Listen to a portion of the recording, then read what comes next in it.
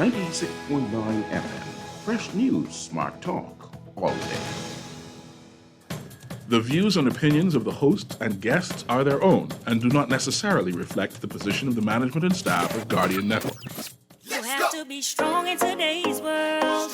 Keep your focus and what you believe in, how to achieve all your dreams. Keep moving forward, never accept less than who you are. Live your best life. Be strong and free. It's the Hit Back. The Hits Back with Nahaja Black is sponsored by the Cancer Treatment Centers of America, Baha Retreat and Spa, Kalina Financial Advisors Limited, J.S. Johnson, Central Bank, and the Water and Sewage Corporation.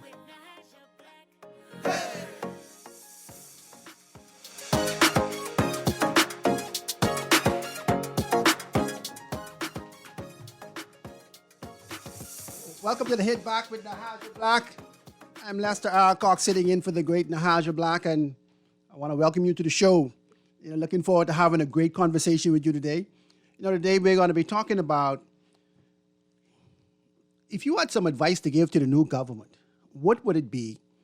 And secondly, what is this mindset now of this new electorate now? So since 2002, we've been changing governments every 5 years.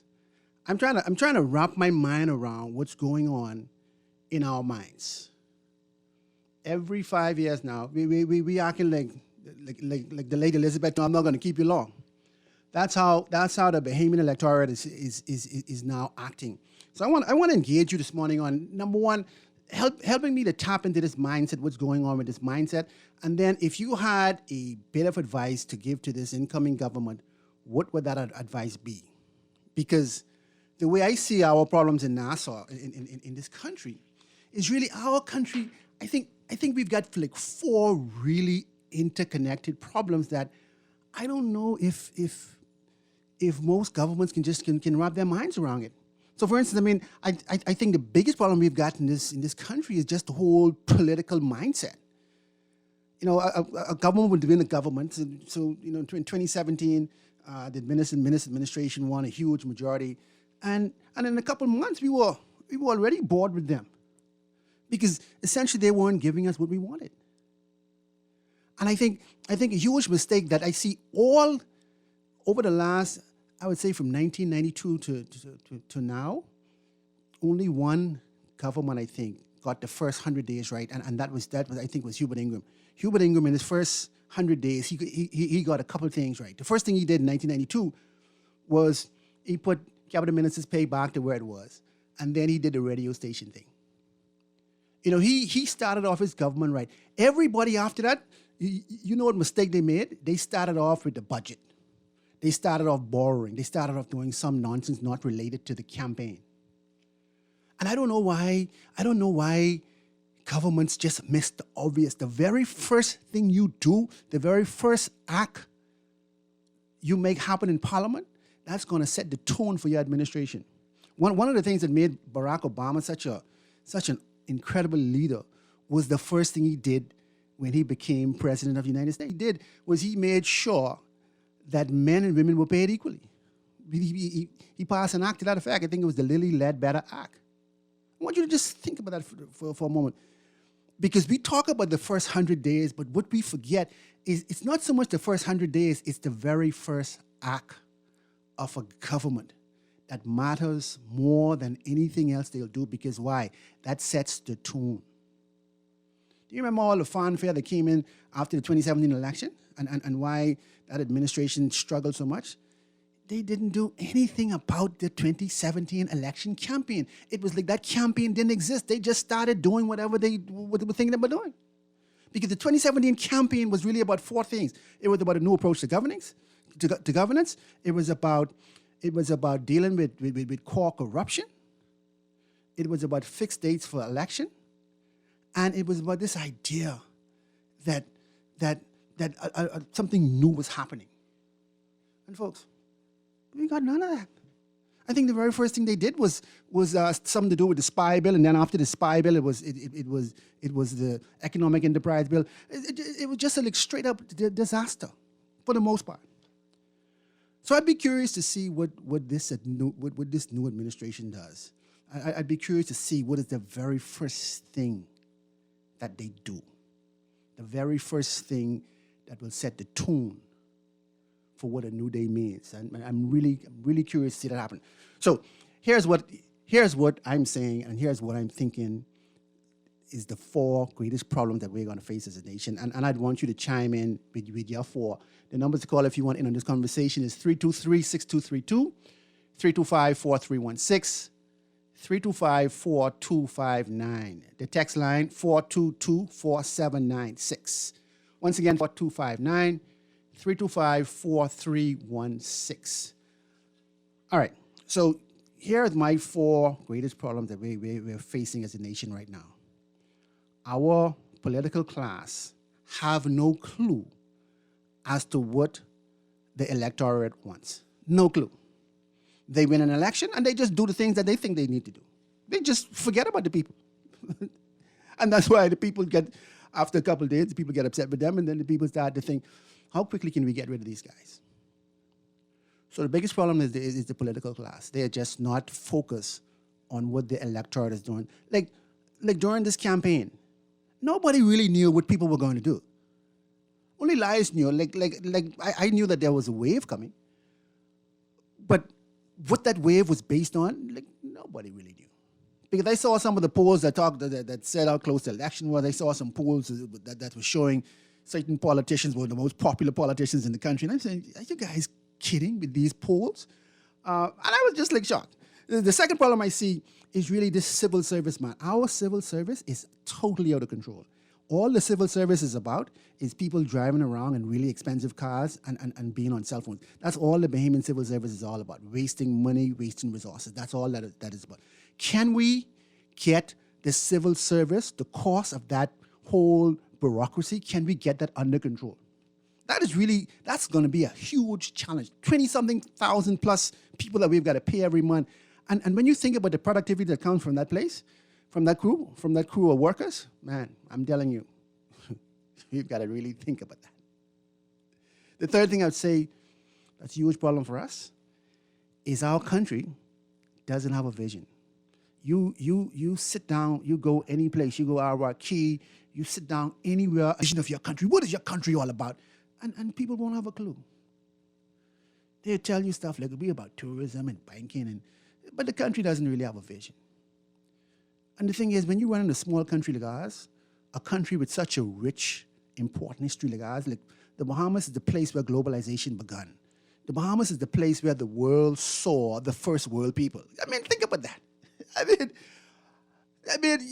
pirates used to make, this used to be the home for pirates, and we used to be the home for pirates for a reason. This is just like a perfect location. We are on America's third border. We in the middle of North and South America. Our vision should be driven by that idea. But we've got no vision. We've got no leader so far that really has ever articulated a vision for what the Bahamas is or really can be. Because we've got some really talented people. When you look at the talent we've got as a people, this Bahamians are incredibly talented, but we've never seen that talent displayed at the political level. And I'm really looking forward to that happening one day. And then the final thing I'd say is there is no place for brilliant Bahamians to go and do things, to go and do business. So we don't have a city in the Bahamas. We don't have no autonomous zones. And that's really sad. Because when you have Rhodes scholars, you have NBA stars, you have Olympic medalists, when you have people like that in your country, there has to be a place where they can go and they don't have to ask their daddy to do things. You can imagine Shawnee Miller having to have to go to somebody to say, can I use the track? And that's what happens when your country doesn't have a city. When your country doesn't have a city, smart people have got to go to politicians and ask them, hey, can I be myself? Hey, can I be the guy who can own Amazon? Hey, can I be Elon Musk? Can I go into space? And don't do great things. You know what they do? When they run into a Jeff Bezos who says that, you know what, I want to organize the world's largest store. When an ordinary man runs into a guy like Jeff Bezos, he looks at him and he says, get out of my face. Why? Because he can't even wrap his mind around that. Or imagine the guys who would run Google. They're sitting down in front of you. You're a politician. And they're telling you, man, these young boys in school, they're telling you, man, I'm going to organize the world's information. You can imagine him sitting in front of a permanent secretary in the Bahamas or a minister. The guy's going to run you out of that office. And folks, that is what happens when your country doesn't have a city. Because cities are places where serious people go to do serious business. And so I want you to think about that. Really think about that. So give me what you think what advice would you give this government? And then tell me how you think our people, our voting population, tell me what you think they're thinking. What are they looking for? I get a sense that people, they are watching you all the time and they're keeping their mental notes. And there comes a point where they start they give you like a green tick, and then they give you a red X. And when those red X's start to get too much, they just write you off and say, "What? It's time to get rid of you." That's how I see us operating. So I'm waiting to hear from you. And in the meantime, folks, I've got a special treat for you, man. I've got a special treat for you. I just love doing radio sometimes because, you get to talk to people who you get to talk to people who are doing things. So I got on the line.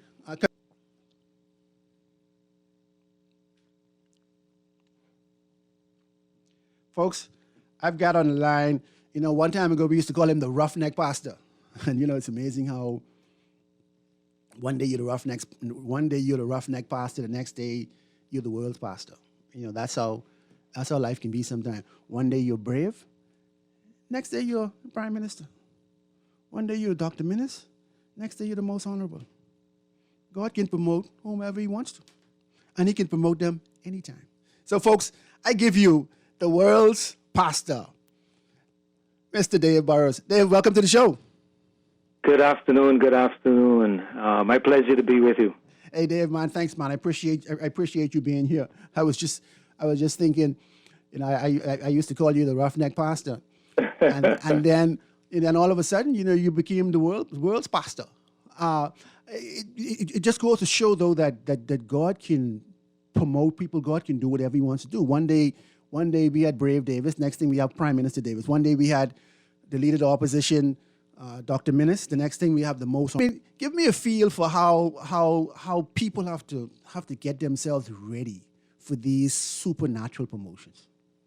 Well, I think the important thing to remember is that life is about seasons, and you have to recognize when seasons are changing. When you are getting ready to go to the U.S. this time of the year, if you take the same clothes that you wear in the Bahamas to, let's say, Detroit, or if you go to Canada, right now you're going to be in for a shock because the seasons have already changed, which requires a different wardrobe. And for many of us, we need to just recognize when our seasons are changing and be appropriately attired in a, not necessarily in a physical sense, but I'm talking about in a mental and professional sense. So you got to recognize when your seasons are changing and when your seasons have changed, and prepare yourself appropriately, and then walk into your season, because your season may have changed and you don't recognize it, and so you don't step into it. Yeah. And one of the things I also noticed too, though, Pastor, is that our preparation, what you do on a daily basis when you step into these new roles, that is a serious indicator, because if you have not been preparing all your life for something, you could step into that role and then you start to underperform.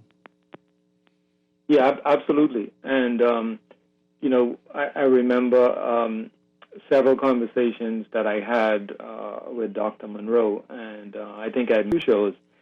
And at that time, I was doing a lot of work, not only locally but internationally as well, as a youth pastor. And he made a statement that I never forgot. He said, what you do is great, but refine your gift and more people will call on you. And I took that lesson and I refined my gift. So my ability to communicate on different levels was expanded. So initially, I was communicating to guys from the street. I was using a lot of street language, and people could have presumed that, okay, Dave is just a street guy. If since my background was from the streets, they could assume that. But I was much more than that. But in order for that to be communicated effectively to the world, I needed to recognize that I needed to refine what I do and make it palatable to the larger audiences that are waiting on me. And that's what happened. And so I've been able to, travel the world, speak in large venues, get called upon for consultation by national and international bodies, sit on global boards. So, my season has changed and my role has expanded. And I was not afraid of the moment, and I wasn't apprehensive because I knew from the beginning all along who I was, but people didn't know. Wow, that's amazing. So, the way I saw it, and obviously, my perspective on you would be a little bit different. How I saw you was you were doing what Miles was doing at the youth level, and then all of a sudden, you started doing that you just started doing it for anybody. And you're right, because one of the things that people don't know is that several years before Dr. Monroe passed away, while I still held the title of youth pastor, I had already transitioned. So I had people running the youth ministry, and I had already begun to interact and to speak in global forums that were beyond youth. Right. So many times when I used to travel in the early days, I would travel for a Friday night and a Saturday morning meeting at a church or a venue, and I was speaking specifically to youth. But in the mid-2000s, I transitioned where I spoke to both young people and adults. And then the other thing that was always a part of me that wasn't very well known is that I was an accomplished businessman for many, many years, and I was involved in corporate training as something that I did outside of the youth ministry. So I stepped in for. All right. Megabyte computers, I think I remember the actual transition moment. I don't know if you would agree with this or not, but you started to teach about family and winning. And it was amazing to me how those two themes was like transitioning you out of youth ministry into global ministry. Yeah, you're right, and that's one of the things that did happen, and then people began to recognize it. So you have to be ready for your season. Right. Well, so Doc, what I want to do, man, is I want to engage people today about their transitions. And I want to see what advice they would have for this new government. And so I want you to like feed off us and let's just talk about this, because at the end of the day, man, I think running a modern country, especially in the COVID era, is about how do you engage people. Absolutely. Right. So we're gonna take a couple calls. The numbers to call in, folks, if you want in on this conversation, is 325-4316. 325-4259. The text line 422-4796. And really what I want to know from you is I want to know what advice you give to the new government. And I'd also be curious to, if you want to chime in, what's going on in the mindset of the voters in the Bahamas. All right, Kermit, so shall we take a call or two? Caller, go ahead. You're on the hit back with Nahaja Black. Lester. Live in the flesh. And how are you? Hey, I'm pretty good, man. Well, I know you're doing well. But, you continue to talk about how long have you had this idea? Yeah, I think now for about 4 or 5 years. Okay. So how do you see it going? Because you talk about it. I'm wondering who is joining you. Right. Well, I'm trying to get people on board with the idea. So what we did with New Providence City is we declared a city. So we declared an internet-based city called New Providence City. So we didn't ask anybody for permission. We just No, you don't need permission. correct. We just declared a city, and we are doing things on the internet, and we're not asking people for permission. Okay. If that is the case, if that's your goal, then go ahead. But, I don't know when it's going to happen, maybe 20 years, whatever it is. But what I'm saying is that every time you come on, you talk about the city. Oh, man, the city. Look here, man. When was the last time you visited the United States? Well, earlier this year, All right. You remember what state did you fly into? Florida. And what city in Florida did you fly into? Well, what's the name of the place? Miami? Went to Miami. Oh, you flew into Fort Lauderdale or Orlando? Hey, my brother, you know my travels, eh? Yeah, of course. Yeah, well, that's it. I mean, if that's what you're talking about, but I don't go to Miami. But you know of my travels. Oh yeah. So what else? Right. So what advice would you give? If you had to give this new government a piece of advice, what would you tell them? No. I listen to the government. Mm-hmm. I listen to the people closely. I don't know if you do that. I listen to that very closely. So how do I put it? I give advice when I get to that position, and I have some advice for some people. I got you. But they are in. They just came in, and you talked about the other government. They just came in. So I give them the opportunity, and if I see I should make something, I can do that. I mean, that's something that I do.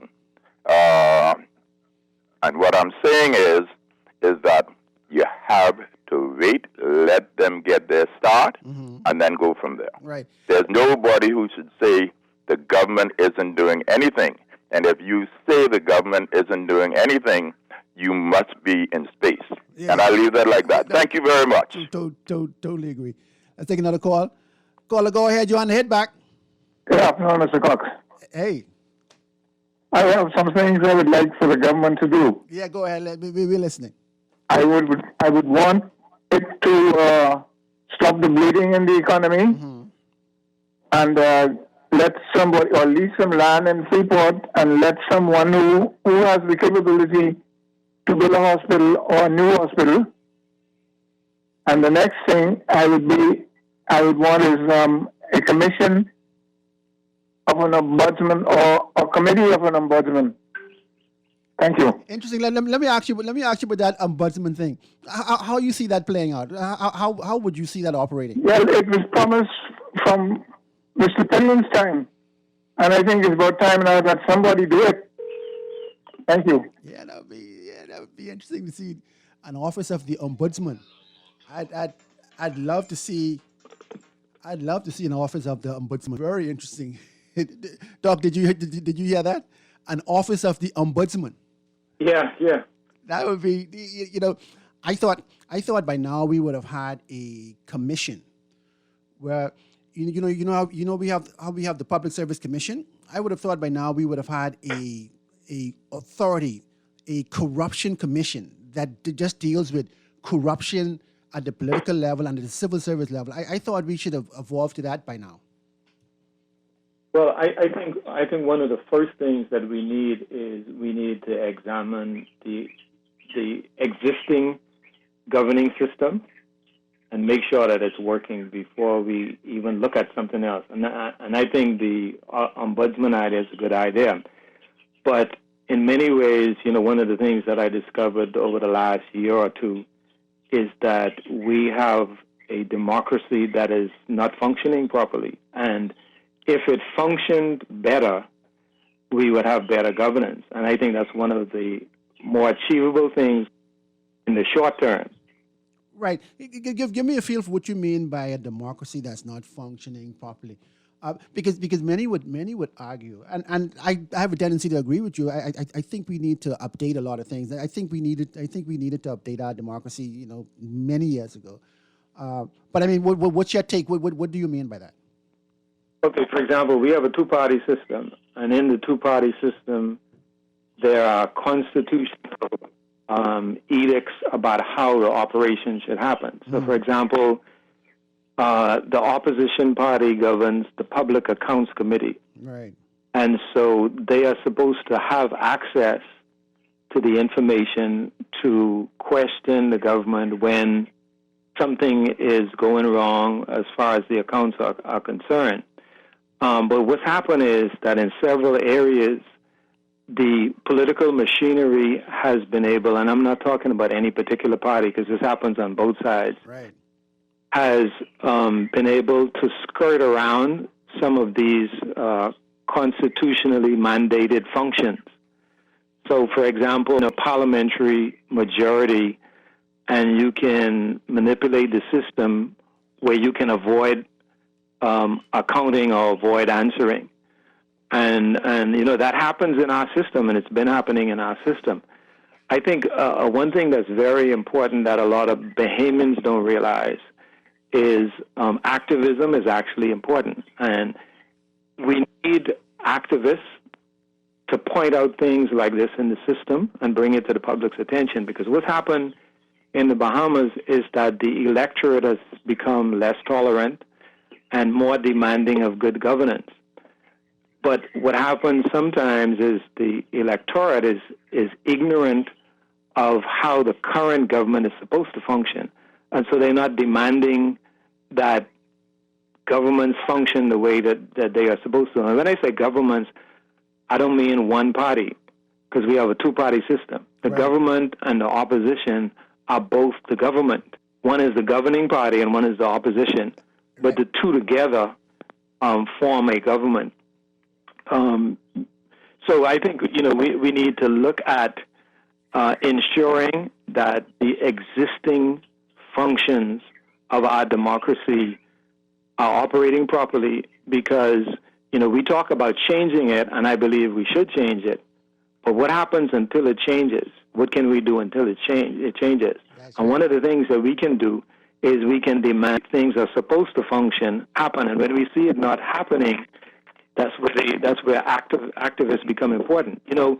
In the last 5 years or so, we've seen of activist groups, have marches, have press conferences, press releases, alerting the Bahamian public to certain issues. Right. And in many ways, because what happens is we live in an information age. When you reveal information and everybody has access to it, then the numbers put pressure on the government to change. And we've seen that happen, and I think we have to appreciate the role of activists. Right. So Activists are very important, because when something is not functioning properly and you point it out and you keep pointing it out, the more numbers you have, the more the government is forced to listen to you. So, we have to realize that there's a role that we can play even before we change aspects of the government. Wow. So stepping into, so making sure your voice is heard is a critical part of being a part of a democracy. Because I think most of us, we just exercise our franchise to vote every 5 years or whenever an election is called. We don't feel the need to actually to show up at certain events. And that's because there's a fundamental misunderstanding of politics. People believe that politics consists of MPs and persons who run for office. But one of the things that I explained to a group that I was talking to, a lecture that I was giving recently, is that the word politics comes from the word politikos, which means for, of, or relating to citizens. Wow. So if you are a citizen, it means... let's say again, for, of, and relating to citizens. Right. Wow. That's one of the meanings. Another meaning of politics, and I can send you the document with all of this in it. Another meaning of politics is the responsibility of managing resources and policies that affect the behavior of others. So when you look at what politics means, it means that we are all supposed to be involved in politics, but we have segmented politics to get it to mean that there's this group of people every 5 years who we elect to office, and that is politics. No, politics is being involved in affairs that relate to your life. I have to pay taxes. I am the victim of various policies.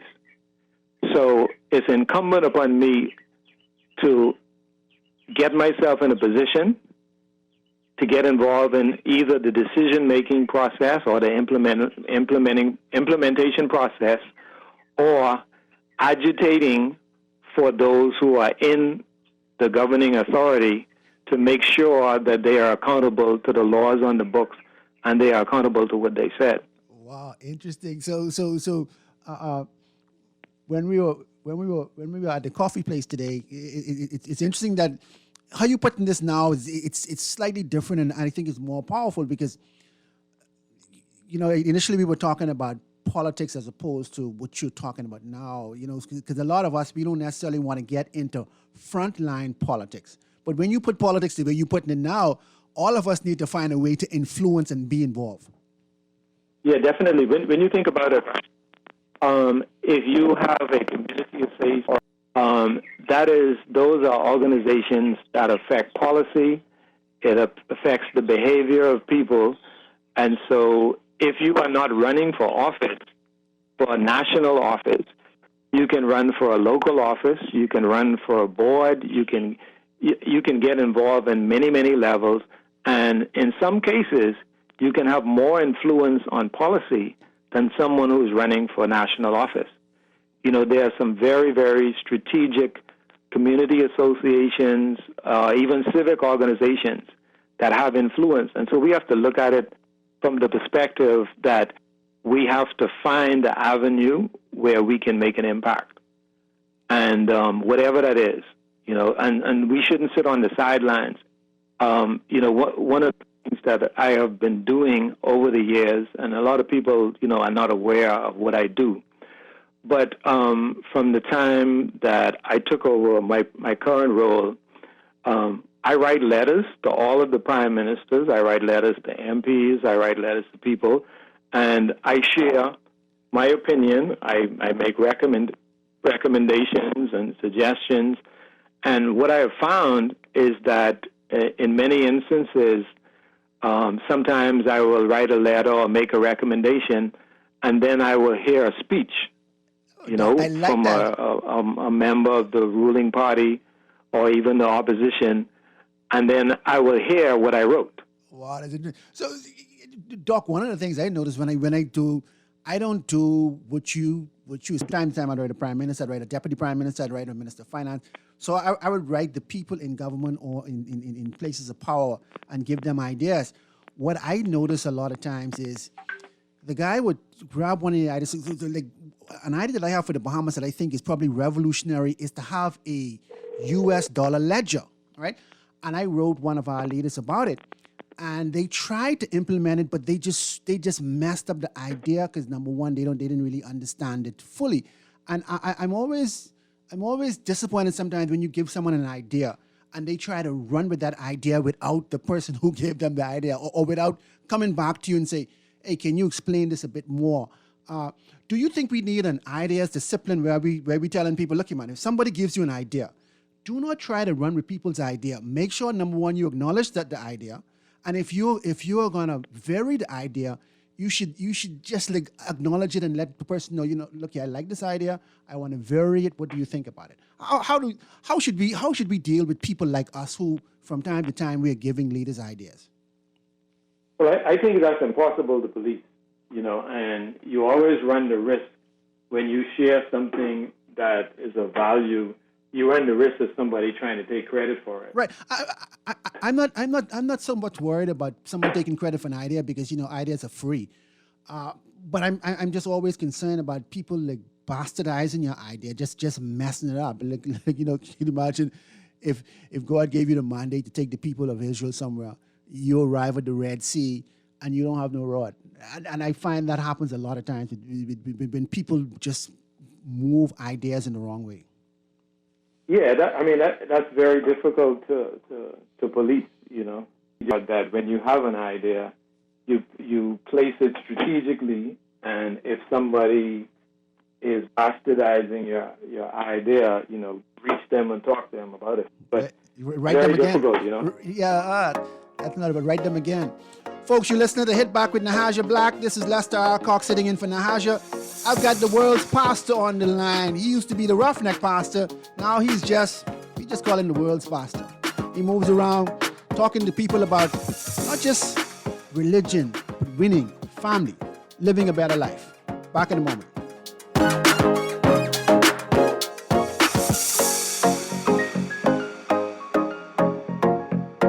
This hurricane season, be ready. Protect your home with an affordable and comprehensive home insurance policy from Shield Insurance. You can't control what nature blows your way, but with Shield Insurance, you can rest easy as you ride out the storm. Protect your largest and most valuable investment. Don't take a chance. Put your home in our hands. Shield Insurance agents and brokers in Nassau. Call 356-7202 or Freeport 352-5945. This is Guardian Radio, 96.9 FM, Nassau, Bahamas. One of the things I've been trying to understand is what does it take to be an effective leader in today's global economy? And what we see is to be an effective leader in today's economy, you must be not simply a value creator, you must be a game changer. What I mean by that is you must not only address performance gaps between where you are and where you should be, but you also must be prepared to address opportunity gaps between where you are and where you could be. So people want you and need you to use your imagination and to create an environment in which other people can use their talents and their passions too, to come up with new ideas about how to do business. So leadership is less about you setting the direction and trying to get followers to simply execute your vision, but rather it's more about how do you shape a context in which other people can share their passions and their talents with the organization, and you can harness those talents and come up with what we refer to as a collective genius. Because we know that everybody has a slice of genius, and the most exceptional leaders know how to unleash the slice of genius in everyone who works in the organization and use those slices for the collective good of the organization. So again, the other thing we see about leaders who can be game changers is they don't worry so much about I'm the one who has to set direction. What they worry more about, if you look at their mindset, is how do I help people understand who we are, what we're doing, what our purpose is. And when they understand that and they care about that, they'll be willing to share their talents with the organization so that we can build an organization that's very innovative and actually meets the needs of all of our stakeholders. Beulah, gal, can you believe this? We are now the patrol queens of the neighborhood. We now large and in charge. So we need to check out what's going on in everybody's yard. What about that gun that we know that Junior and his homeboys just ran out? Can we report that too? Of course we can. But we could be in deep trouble if they find out. We need to report what we see, Beulah. When you call Crime Stoppers, they just answer your call in Miami. So then we can report everything?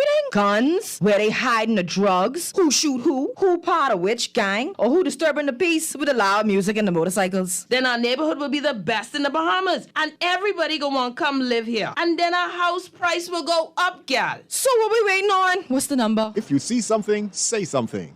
Let us know before it's your time. Call 328-8477 from Nassau or 242-300-8477 from the Family Islands. Or text us through the Crack Crime Bahamas app. Stop the crime before it's your time. Welcome back to the Hit Back with Nahaja Black. This is Lester Alcock sitting in for the great Nahaja Black. I've got Dr. Dave Burrows on the line. He's the world's pastor. He talks about family and winning. What a message, Doc. Family and winning. Can you get any better than that? Family and winning. Yes, sir. That is one of my focus and I've written 17 books. Doc, you've written 17 books already now? Yeah, 17 books. And one of the books that I've written is called The Laws of Good Success. And so, I'm not focused just on, I guess, what people would term religious matters, even though there's a correlation. But we all want to be successful, and we all want to know how to achieve success. But a lot of people don't understand what principles contribute And that is a part of my focus. I'm focused on family, I'm focused on winning, I'm focused on business, I'm focused on leadership, and definitely success. And I think, we have to be well-rounded people, and we have to focus on the principles and policies that would bring us about success both individually and as a country. Because look here, so today I opened the show talking about people who have ideas for the government. And Doc, I think the two biggest ideas, I think, for us, I don't know if you were listening just now to that clip by Linda Hill, where she talked about how important it is for leaders to set a context about telling people this is about who we are and what we're doing.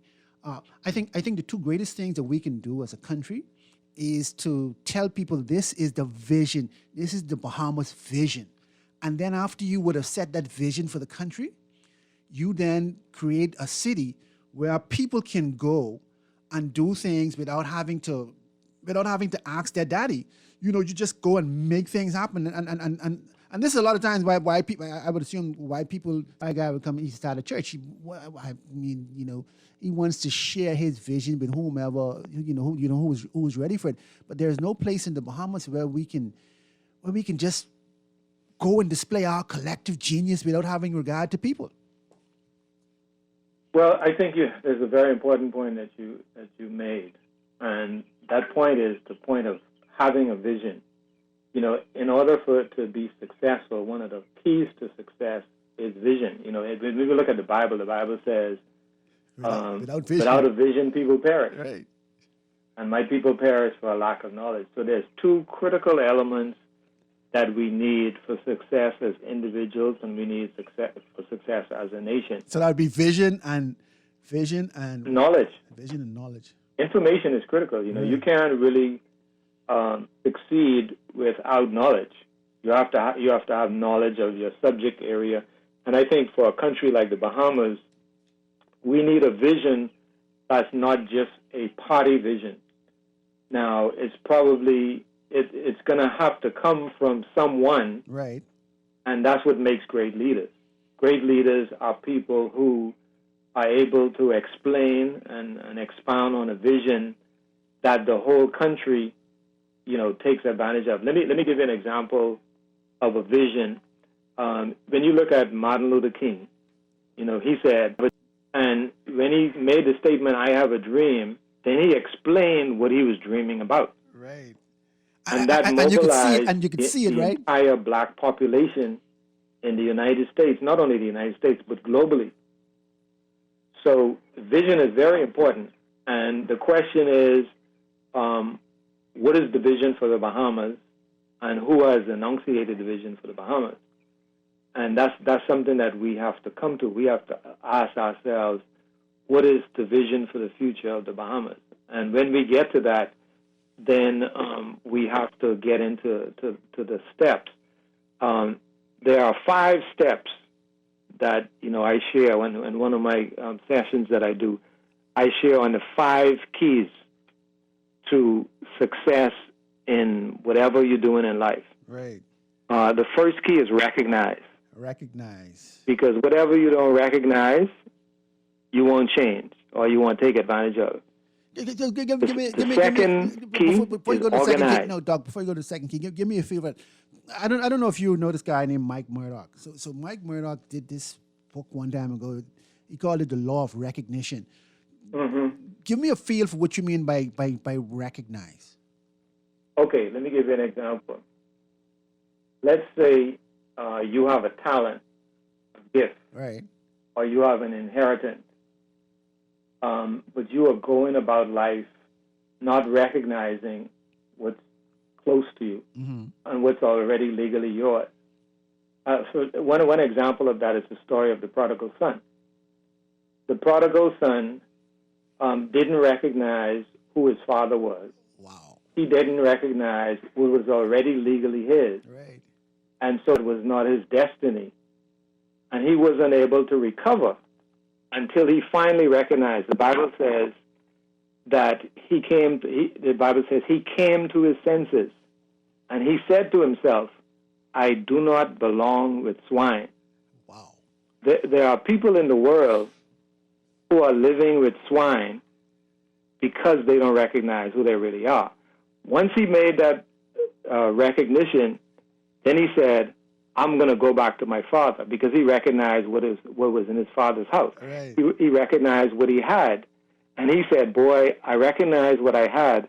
I've lost everything, but at least I can go back to my father, and perhaps he'll give me a lesser position, but I finally recognized the truth. The truth wasn't that he needed his inheritance right away. The truth was that his inheritance was already his, and at the appropriate time, it would have been manifest. But in the meantime, he was in a secure position. He was in the best position that he can be in, but he didn't recognize it. So that's an example of recognition. Wow, Doc, let's stay on this for a moment, because so when the guy came back to his father, the father also blessed him with 3 gifts as well. The father gave him a ring, which was a symbol of his authority, gave him a robe, and he also gave him a slipper.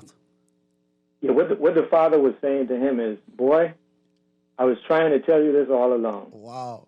And he was telling him, look, so the son was saying, well, I'm not worthy. And the father said, this ain't about worthy. This is about you recognizing who your daddy is and who you are. And so his daddy was saying to him, which represents God, his daddy was saying, look, I haven't changed, but you changed. So you need to recognize where the truth is and come back to it. And then the father also said to him, the father recognized that it's possible in the world that we live in for people to not recognize their own destiny. And that's what a lot of people in the world are suffering from today right now. They don't understand what's already given to them. They don't understand what their destiny is. There are people right now who maybe they're supposed to be the prime minister of the Bahamas, but they're in a crack house. Jeez. Or they're robbing banks. Wow. So until you recognize who you are, you will spend your life on a detour. And Doc, so that also means so that gentleman called in the show earlier, and he talked about 3 things. He said he wanted to see the bleeding stop. He wanted a new hospital, and then he wanted to see the office of the ombudsman. And I'm thinking, if you recognize who you are, there is no way you could be broke. Absolutely. The thing about it is that everybody has gifts and talents and abilities. We are all born with something, but many of us don't recognize it. I told a story one time about a guy who, he said, look, I don't have any skills, I don't have any talents, I have nothing to offer, and he was driving a taxi. Right. But he had this ability to make people laugh. And so when people would get in his taxi, he would tell jokes.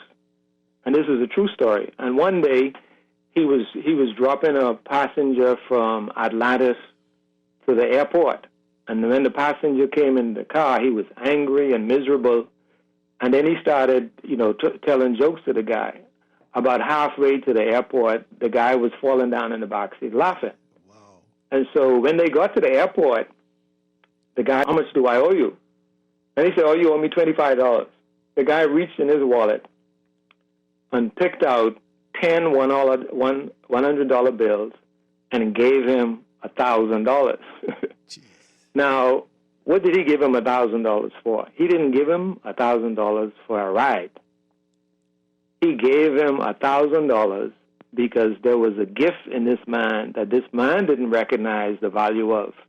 And he told him, he showed him, he said, boy, this is valuable. And here's $1,000 to prove it, And so I think, all of us, we have to discover our gifts, and we have to recognize what's already inside of us, and we have to maximize it, And once we do that, the value will come back to us. Amazing. The recognition. Folks, you're listening to The Hit Back with Nahaja Black. I've got the great Dr. Dave Burrows on the line, the world's greatest pastor. We're going to take a break for news, and when we come back, Doc, I want you to stay on this recognition thing for a little while longer, man, because I'm starting to feel that. Back in a moment. All right.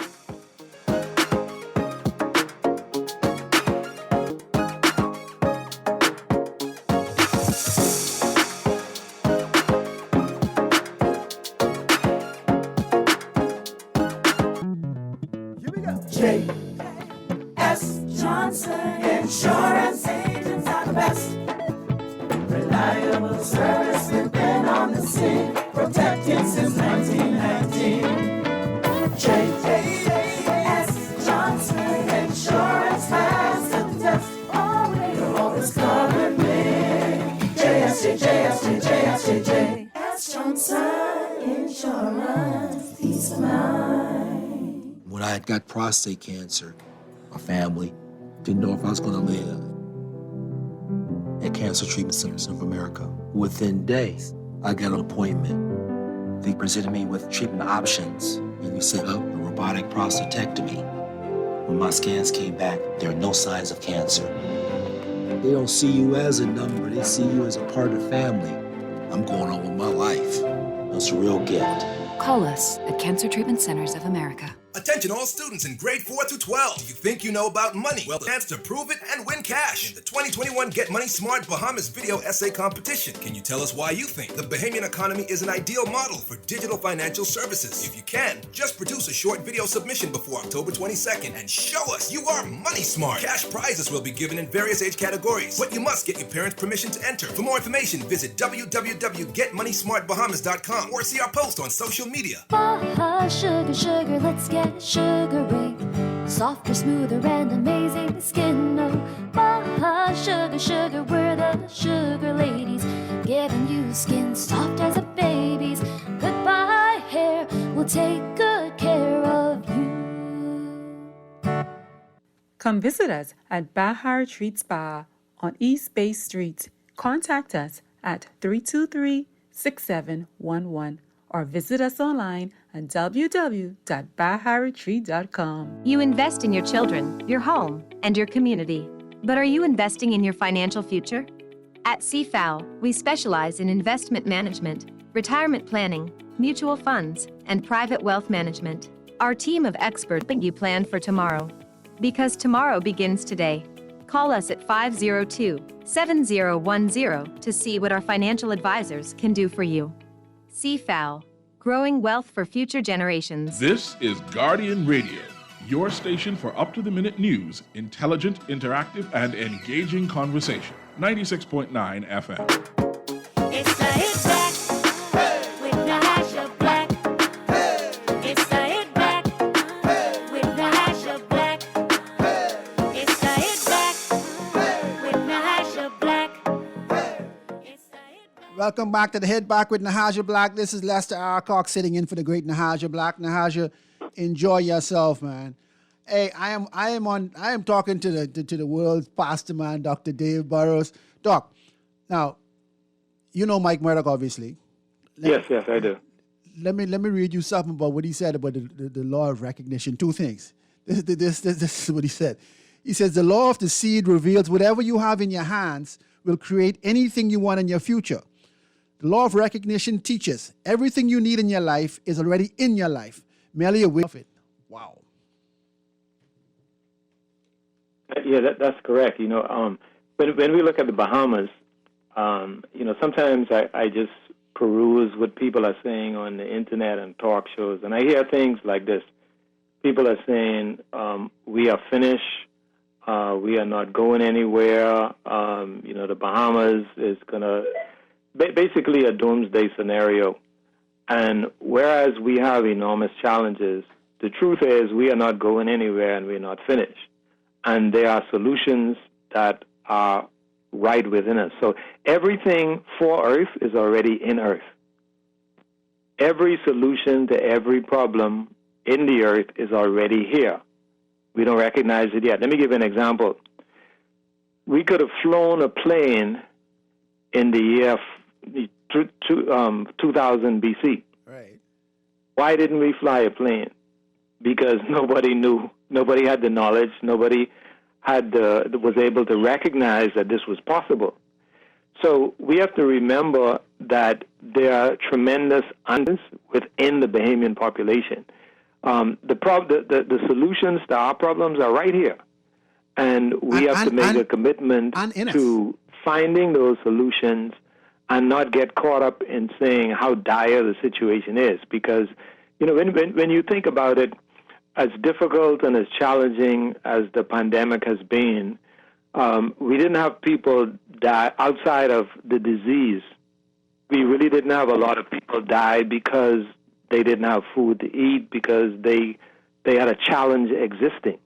So people were existing, people were still in their homes, people were still, even though you had job losses, people were still in their jobs. And without any tourists for a year, we figured out how to survive. Now, it meant borrowing money that put us in a hole, but we figured out a way how to get through it. We now have to figure out what's next. We have to figure out how not only to get through it, but how to rebound. And I believe the answers to that question are among us. Think about this.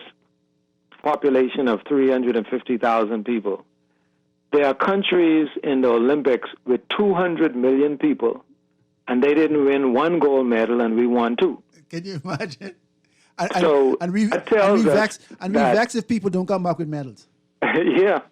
And that tells us that, the Bahamas can carry its weight. Now, does that mean we are only capable athletically? Well, that's not true, because if you look around the world, and I happen to, in a number of places that I've traveled, meet Bahamians in top positions who are well respected, and they are providing solutions for other countries. So the solution is here among our people. Interesting. So, Doc, that means that, we just ain't recognized that we have a gold medal winning politician yet. Because I haven't really, we haven't shown at the political level that we're ready for the world. You're right. What we have seen to date is, we haven't said, the gold medal top performer in politics. Right. But that doesn't mean they're not here. True. So we got to recognize them. All right. So Doc, you've got four more to give us now. Now, before you start with the four, I wanna introduce another guest that we have in studio. This man talks about stuff like fixing the future. Can you imagine somebody bold enough to talk about fixing the future? Indeed. Fixing the future. I see him as one of our. I see him as the Henry Kissinger of the Caribbean, one of this region's brightest minds. And sometimes, we just have to activate that law you talk about, man, the law of recognition. Doc, that recognition thing, people need to understand that. Everything you need is already inside you. Everybody you need is already near you. You just have to recognize that sometimes you don't recognize the answer is right next to you in Joseph. Absolutely. Wow. All right, Kermit, you've got my drum roll? Look, man, whenever I come in this studio, you need to have a drum roll, because when I introduce my guests, I have to let people know that, this is serious business. Anyway, I give him a drum roll myself. Folks, we've got the Bahamian and the Caribbean version of Henry Kissinger, one of the brightest minds in the region, Dr. Gilbert Morris. Doc, welcome to the show. Hello. Pastor Dave, how are you doing? Wonderful. Good to be with you. I haven't seen you in a while, and Pastor Dave is one of those people that we have to recognize, and he has a son that we should recognize. Oh, yeah, Irie, He's an outstanding, brilliant young Bahamian doing amazing things at the very top of the world of global finance. I'm telling you, Doc also has a very brilliant young daughter as well. Yeah. Done a fantastic job with your children, man. Congrats, Marvelous. Thank you, man. I appreciate that. Marvelous. I saw Doc at coffee this morning, at this place called Lewis and Stain. Yes. And I told him that, you were going to be in the studio. Yes. And he should come hang out with us. Yes. That would have been great. I loved it. He's written a couple of really insightful books and done, of course, doing yeoman's work in God's calling on his life. And so, Doc, I always appreciate you. Thank you, man. Thank you. Absolutely. Pleasure. Yeah.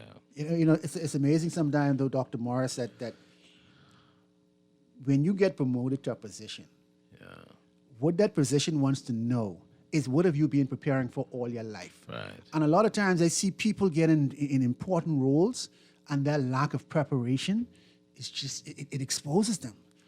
Well, I think that, and perhaps Pastor Dave would speak to this, but sometimes people have an ambition for the position Mm-hmm. rather than the ambition to fulfill a calling. And when you want to fulfill a calling, the position is right, authority, capacity, these sorts of things.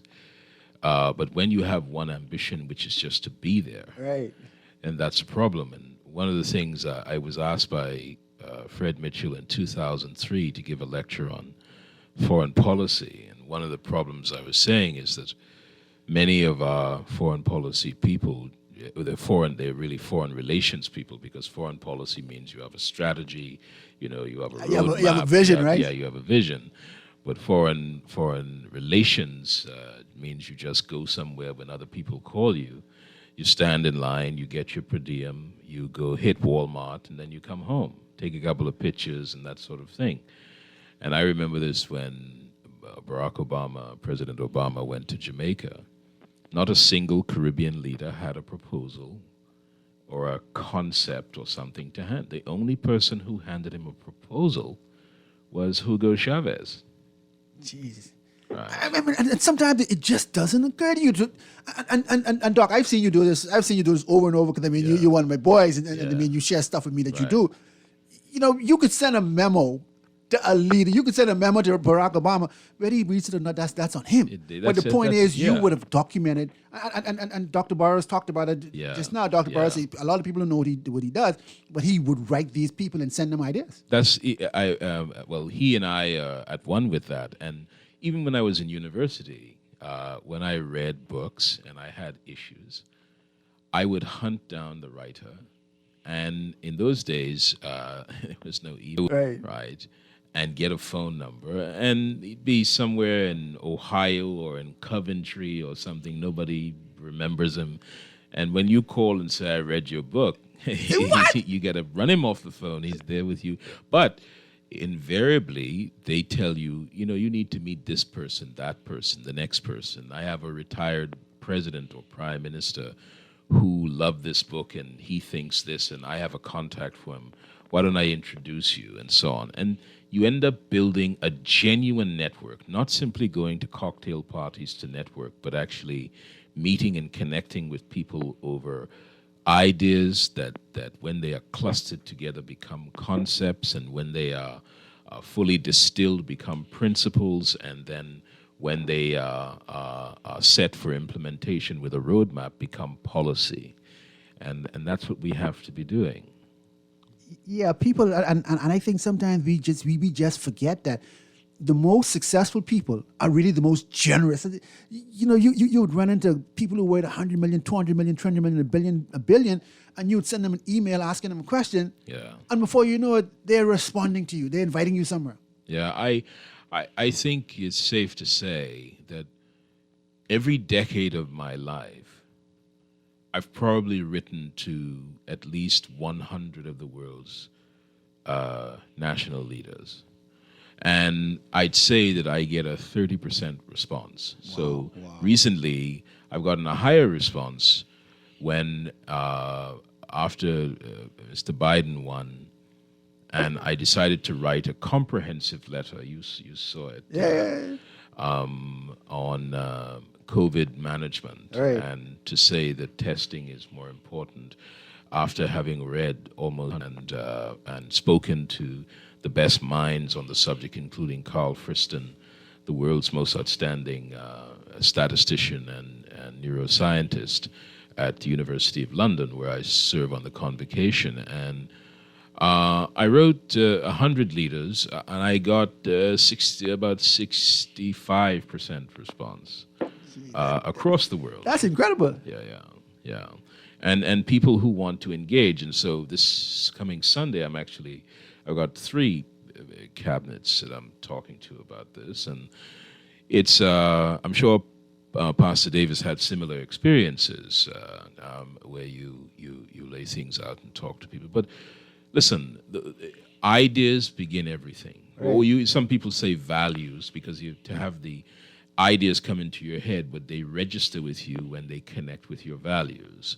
And then when you bundle ideas together, they are concepts. So everything you own, your mobile phone, the wet wipes, the sanitary. These are all concepts. These are ideas that were once separated from each other. It's a functional proposition. Right. Wow. Now you see that's interesting. So obviously you are more of a conceptual guy. So Dr. Burrows, when you write, what do you normally write on? I don't imagine you'd be writing on COVID, would you? Oh yeah. I mean, COVID was one of the things that I wrote about extensively because in the midst of COVID, I had a lot of questions, and I saw some things that I felt could be done differently, and I had two options. I could go in on the radio and I could blast the government and I can say, these people don't know what they're doing, or I can engage at the highest level and say, here are my recommendations. And I think what you tend to find is that if you criticize somebody without providing a solution, all you do is make an enemy. Yeah. They if you're dealing with Bahamian politicians, certainly everybody, you got to start off. You got to start off with a compliment. Yeah, and so what I did was I gave a list. I gave like a 12-point list of practical things that I think that could be done. And I don't know if some of the things that were implemented were a direct result of what I recommended. My responsibility, we are all limited. We are limited to our area of access. So if the only access I have is to write a letter, that's all that I can do. If I have expanded access, then I do more. Right. I don't have a seat at the table. So if you don't have a seat at the table, you become a victim of the... I like that. If you can get a seat at the table, if you can get a word in, a letter in, if you can get access to somebody who is at the table, then it brings you closer to influencing policies, So that's basically, what I did. I wrote about COVID, and I said, here's what I think could be done differently. And what's interesting is, I remember I was on a radio show with Zhivago Lang, and I had sent him my recommendations before I sent it to the government. And afterwards, I was on the show with him. And he said, Dave, boy, it looks like, they read your paper. Now, I don't know if there was a connection, but I did my part. Right. And I prefer, instead of just criticizing, I prefer to take the constructive action that can bring about a tangible result. I mean, criticism there's nothing wrong with criticism. But a lot of times what we have sideline critics. We have people who are on the sidelines, and they tell the people who are on the front lines what they should be doing, but they never engage. They never provide solutions, right. And so all they do is perform a sideline critic. It's like a guy who's in the stands at a football game. Right. He's shouting. People around him can hear what he's saying, but the people who the message needs to be directed to can't hear him. I like this, Dr. Morris. This is almost like this is an approach where people who are not at the table, you can't really complain. You've got to produce your paper and you've got to get your ideas out there. Because one of the things that I noticed about COVID, and I think this is just a huge mistake that I see all governments making, but as though this is a health problem, and COVID is really more than a health problem. COVID it's bigger than just your health area. Absolutely. I this is one of the things which at the beginning I was at pains, because when I would speak to people, they would say, "Well, you're an economist. Why?" And why are you talking about COVID? Yeah, and my point is, well, I'm actually a methodologist and who is an expert in econometrics, and COVID is like inflation. A virus is like inflation. We're used to tracking inflation and using, statistical probabilistic models to track inflation, and so I have a way of vectoring the problem. Right. So that's one. Number two, it's a social problem. The pandemics are problems of social logistics. And so when any subject that you're in, people keep saying, oh, so-and-so is a medical doctor, so he's best. or she's best for COVID. Not true. Correct.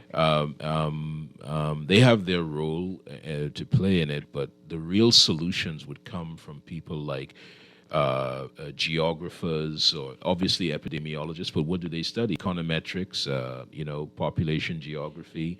They use the statistics and mathematics. They divide between various binaries that are defined by either arithmetic or exponential math, and so you have to understand that. And I've been saying all along that I've run a sort of ranking, an index of the 7 best performing countries. Yeah, I saw that. And then the 15 worst performing countries. And the reason for this is to take, because the countries are distributed, some in Asia, many in Asia, but you have Cayman, you have Bhutan, you have Dubai, so cultures, you have Senegal, so cultures are very, very different.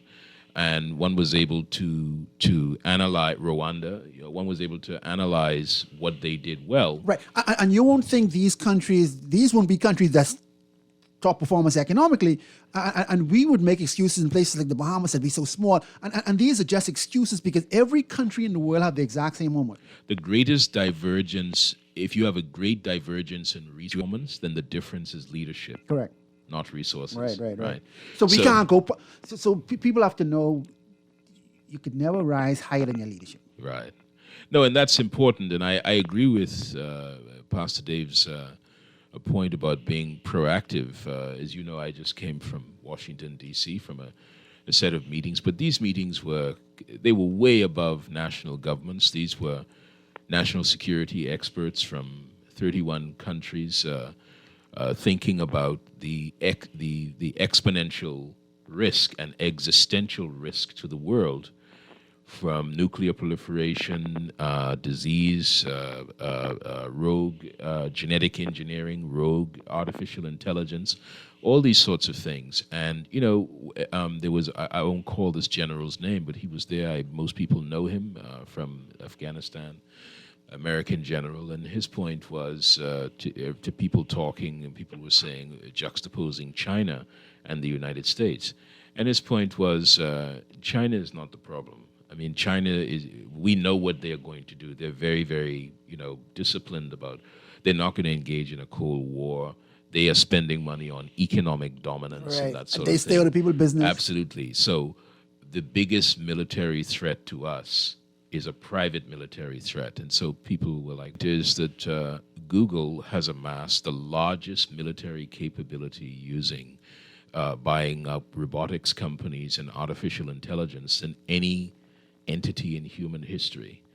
Google. Interesting. And so he's not saying that Google is a threat to them. He's saying if you run the numbers on who has capacity, this is what you have to know. That's one. Number two, if you think about things like exponential tech and how Facebook, Google, Amazon, these companies know you better than you know your wife because your wife knows you because they profile you and so on. That data is going somewhere, and where it's going is not to governments. So the platform data, to give you an example, if you think about Eric Schmidt, the former chairman of Google, or you think of Elon Musk, do you really believe that they regard either Trump or Biden as an equal? No. The answer is no. So there exists corporate executives in the world today who have a scale of influence, capacity, wealth, and power that exceeds the regulation capacity of. So if you're, Doctor, hold a thought right there, because these advanced concepts, and congratulations on your appointment to this new board. Was it Helena? Helena. Yeah, congratulations, man. People don't know that there's some people thinking about some advanced things. Right. And some of us, we're just struggling trying to pay the bills. Right. But there are some people that's thinking. Yeah. Well, if you live in an island, right, an island is a fiction in many respects, because if it's an island with no traditional resources, particularly extractive resources, which are really the global economy is based on extractive resources and the export of surplus in order to earn foreign currency. We've come up with an accounting system that allows us to have some measure of prosperity and an economy. But we should have had people studying that, examining it, looking at it constantly. And I've written to every government about it one way or the other, or spoken to national leaders about it. And it's as if we're sleepwalking, and we don't seem to understand that as an island, we should be operating within windows. No opportunity lasts forever. Windows are a gradient. They if you think of an inverted U curve, it's weak at one end, strong in the middle, and weak at the other end. Right. So there's an arc to the opportunity, and then the gradient flows of that arc. Gradient flows upward, gradient flows downward with momentum, right? So velocity up, momentum down, and we should be thinking of how to strategically position our country. We really shouldn't be governing for today, or worse, governing from yesterday.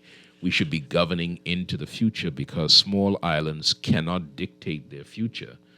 And therefore, the rationale, people say, well, it's all in the hands of God. Yeah, but God gave you the intelligence to God gave you a brain. Look at where you are and to project outwards. If you have children, right, there's certain things you're going to do to ensure that when, if they're 5, when they're 18, certain things are provided for them. Right. So we should be thinking along those lines, and particularly for islands with low resource content, we should be thinking much, much further ahead. There is already the capacity in private companies, at least the 6 largest infotech companies in the world, to overcome countries like ours. If we move to vaccine visas around the world, and I believe it's going to move even further than that in the lectures which I've given on this subject, to health as identity. So once your people were your identity, you would go somewhere and they would say, he's of those people, right? So Right. the Native Americans have it. He's an Apache. He's and so on. Yeah, I'm an ancestor. I'm on this site called ancestry.com. Yes, absolutely. And they could tell you my DNA and Absolutely. where- So where- identity and who was connected to me. That was your people. And then at the turn of the 20th century, photography came in, and so your likeness was your identity. And then in 1924, the FBI was invaded. 1924, 1934, I can't remember, somewhere between there. Then biometrics came in with fingerprints, Right. and so a combination of biometrics and likeness became your identity. And then in the modern era, a larger iris scanning and all this kind of thing, facial recognition and so on.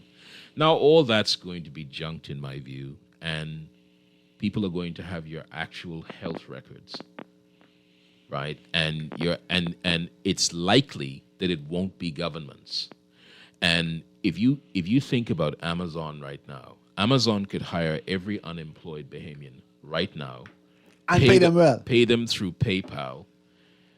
No national insurance. They could live from the Bahamas, but not in the Bahamas. And Amazon is not the only one. There are at least 100 tech companies that can do such a thing.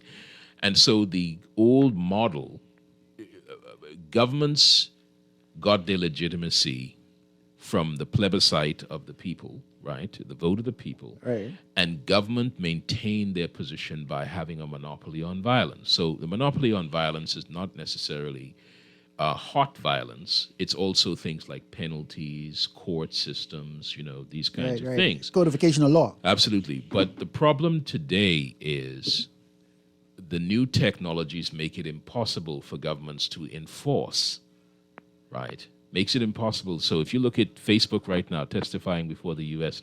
Senate right this minute, senators are terrified because Facebook is the only means for them to get contact with their constituency, and they don't want to irritate. They want to control them, Right. as is their duty. So an American general wrote this thing where he said that it's OODA loops. It's no longer violence. Who has the fastest OODA loops? Who has the fastest? And OODA loops is what? This is the ability to detect, all right, organize some of the things that Pastor Dave was talking about, to observe, organize, operationalize or optimize, right, and then implement policy. So this is this comes from military training, where military generals said long-term planning is useless now. It's speed to impact that matters. So long-term planning is not the key, because you have, I'm going deep in the weeds now. You have what is called a power law distribution. Mm-hmm. If I plan long-term and all my enemies plan short-term, even though my long-term plan is better, I'll be dead, so I won't get to implement my long-term plan. So everybody then makes short-term plans. So companies do the same thing. We want long-term planning and to invest in plant and materials, but if we do that, we use up our capital.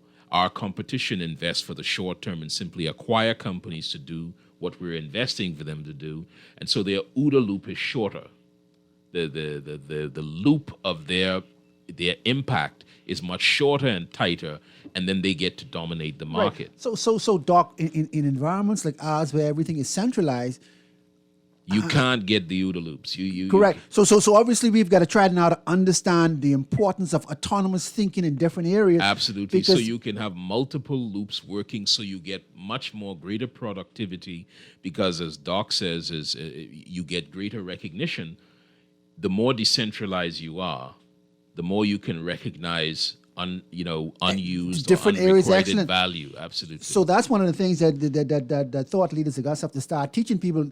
I have a ghetto idea for climate change, and I'm really shocked. When I go to China, it's amazing how advanced they are in experimentation in different parts of the economy. Right. I am amazed at data that in 10, 15 years, 80% of our country could be underwater. Yes. But we have no plans for raising our country. I just had a ghetto plan, just at the top of my head. I said, look here, Andros is a huge island. We could take half of Andros for Phil to build up the next hour. I mean, that sounds like a ghetto idea, but the point is, somebody got to start thinking about the future. Well, you and I will have to discuss your ghetto idea. But I've said Andros is 48% of the total land mass of the Bahamas. But Andros is useful for another reason. Andros yields water. And water is a crisis around the world. So my view is not one spoon of sand should be moved from Andros ever, because Andros itself is an archipelago. It's not an island. Right. It's an archipelago. Yeah, loads of. Absolutely. And so. And it can produce its own power because it's an archipelago. You have a lot of current. Absolutely. And it's the natural. Absolutely. So studies should be done. And I think that my brother Felix Stubbs, distinguished Felix Stubbs, in the National Development Plan, and I can't remember the lady at the professor. Virgil Rule. Yes, she. Every time I mention this, I'm willing to. I want to make sure I identify her, because her work was excellent according to my own judgment. But Andros, in Andros we have the greatest physical library for national development of any country, I think, in the Caribbean. And we ought to have by now our children and our young people, the same way the Swiss children can tell you about why the Alps make the Swiss a unique place that you can't penetrate. Our children should be talking about Andros as a logical proposition that gives them a high level of understanding of ecology, environmental science, physics, chemistry, mathematics, trigonometry, and then when you come to population and the distribution of population vis-a-vis resources and so on, the arithmetic and exponential elements that allow for Andros to be our resource capacity, to fulfill our resource capacities. We haven't done that. We just leave it as an island. Somebody comes and says, this guy wants to juke up some portion of Andros. But Andros also links us to some of the most important fishing grounds in the world. In today's... in this hemisphere, I mean, not some, the most important. The most important. Yeah. In this century, Andros contributes $50 million to Bahamian GDP by people fishing in the same way people fished 2,000 years ago. Just a guy with, some handmade equipment on a rock, and it's able to do that. The world is looking for that, And we have discounted that in the way that we conduct ourselves. So you got, the world is Ethiopia, Eritrea, Djibouti, this entire area is under threat of war for water resources. California is under threat for water resources. And Andros yields water by no dint of our imagination or our intelligence. It's just nature doing it. And yet we haven't prioritized that as sacrosanct. And the resource islands, so if the rest of the Bahamas goes into any kind of a tailspin, Andros is where we would build the future. That's how we should be thinking. And that's because we don't think in autonomously. Yeah. Folks, you listen to The Hit Back with Nahaja Black. This is Lester Alcock sitting in for her. I've got in studio, I've got here. Absolutely. And on the line, I've got the world's pastor, Dr. Dave Burrows. Dave, thank you for being with us. Back in a moment.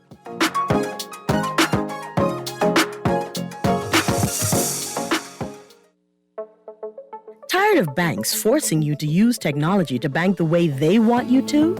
Your convenience is important. So no matter what your banking needs, Commonwealth Bank's friendly staff are always available in branch for that personal one-on-one service.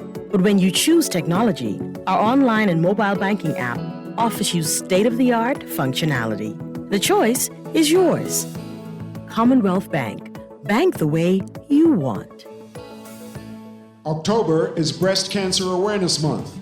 Other than skin cancer, breast cancer is the most common cancer in women.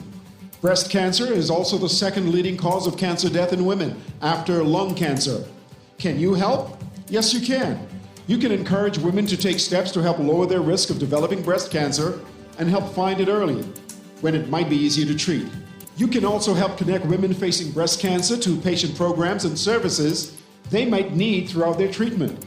We encourage you to share these messages during Breast Cancer Awareness Month and throughout the year. 2021 has been a powerful reminder that we are all in this together, and our choices and actions have the power to protect the most vulnerable among us in a big way. By working together, we can inspire hope and become a force for good and help create greater awareness during Breast Cancer Awareness Month. To participate in our upcoming supplement, contact Guardian Media's advertising department or your account executive today. You invest in your children, your home, and your community. But are you investing in your financial future? At CFAL, we specialize in investment management, retirement. Our team of experts never stops helping you plan for tomorrow. Because tomorrow begins today. Call us at 502-7010 to see what our financial advisors can do for you. CFAL, growing wealth for future generations. Have you heard about the COVID vaccine raffle? If you are vaccinated against COVID-19, you can enter to win amazing prizes like food store gift certificates, hotel stays, beach excursions, and so much more. Even if you are previously vaccinated, you can still enter to win. The COVID vaccine is free, safe, and protects you from severe COVID-19 infections. Don't delay. Get vaccinated today and enter to win. Visit www.vaxbahamas.com to register. When I had got prostate cancer, my family didn't know if I was going to live. At Cancer Treatment Centers of America, within days, I got an appointment. They presented me with treatment options, and we set up a robotic prostatectomy. When my scans came back, there are no signs of cancer. They don't see you as a number, they see you as a part of the family. I'm going on with my life. That's a real gift. Call us at Cancer Treatment Centers of America. In view of the global shortage of medical masks, the World Health Organization recommends that medical masks be prioritized for health workers, people who are sick, and their caregivers at home. In consideration of this, the U.S. Centers for Disease Control and Prevention recommends the use of cloth face masks by the public to slow the spread of COVID-19. In consultation with the Ministry of Health, the Prime Minister of the Bahamas has requested that Bahamians wear cloth face masks outside their homes. Such masks can be utilized in places such as grocery stores and pharmacies. These masks can function to reduce the transfer of respiratory droplets by the wearer. From protection, you are more protected if you follow the recommended preventative measures in addition to wearing the cloth mask. These measures include staying at home, practicing physical distancing at least 6 feet apart from others, washing your hands often for at least 20 seconds, and not touching your face. Our healthcare providers need personal protective equipment while caring for patients. It is important to allow them to have the resources they need to function properly. If the public use cloth face masks, this reduces the chance of having a shortage of medical masks for the healthcare workers. Masks should be used safely and properly. Let us protect ourselves and each other. This message brought to you by Bahamas Ministry of Health in conjunction with Guardian Radio. This is Guardian Radio, 96.9 FM, Nassau, Bahamas.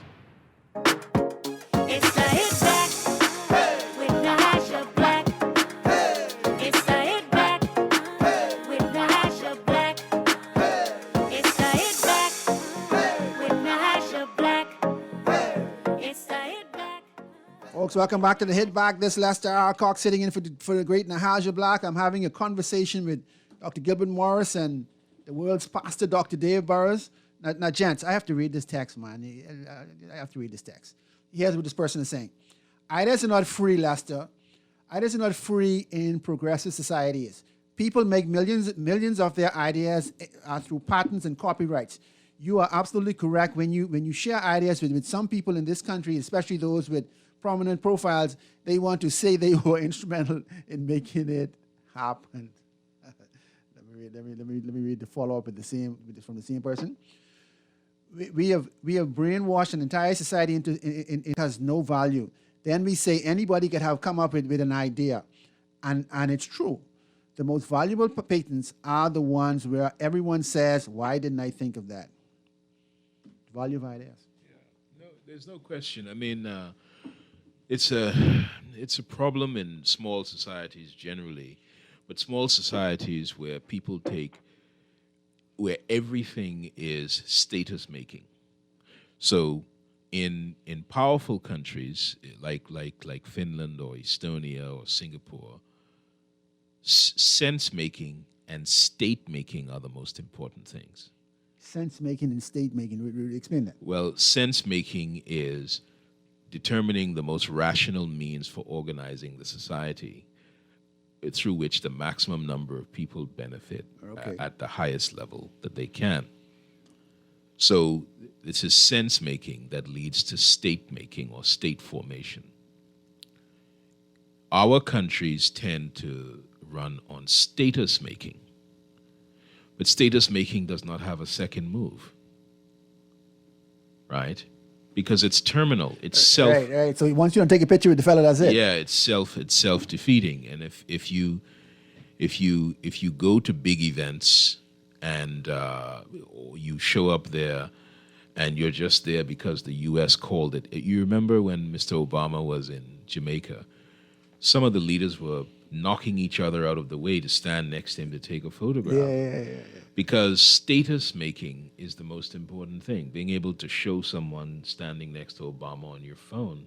I mean, I meet pretty significant people I would say. I mean, every month I could load up the world with photographs of but I don't take any photographs. I had a lovely dinner with Dick Gephardt 5 days ago, the former, for 14 years, majority leader in the Congress. Wonderful. He's 81 years old, fit and sturdy and everything. And I could have taken a photo, but what for? We wanted to talk about education and technology and national resources for the United States. And this is a guy who knows everybody in the world. I mean, Dick Gephardt. I mean, when you were when you were a majority leader, right? You dealt with all issues: foreign policy, economy, education, all these sorts of things, defense, everything. And he's 81,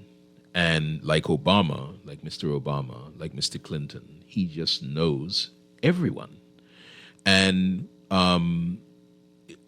when guys like this talk, he'll say something like, "Oh yeah, I was telling Xi Jinping the other day." So, but they're not trying to impress you. He's trying to frame something for you about where the world is, is going. That's just his word. Yeah, I'm right here. Good, all right. Let's take a call and we'll bring you back in. Caller, go ahead. You're on the hit back. Yeah, blessed, Mr. Cox. Hey, how are you, man? How are you, my Mr. brother? Gilbert Morris and Pastor Davis. You know, it was a very interesting conversation. I always listen when Mr. Dr. Gilbert Morris speaks, and so I can make this quick, and I wanted to answer. Because there's something Pastor Burroughs had mentioned when he was expounding on the meaning of politicos, right? And so to Dr. Gilbert Morris, I was wondering if we, like in this economic times, are we moving forward in the oceans monopoly agenda, and also instead of foreign entities coming here and quantifying our natural resources, have we made any impetus towards quantifying numerically our national resources as something to put on the international market, like, let's say marine resources, forest resources, whatever, just natural resources in general?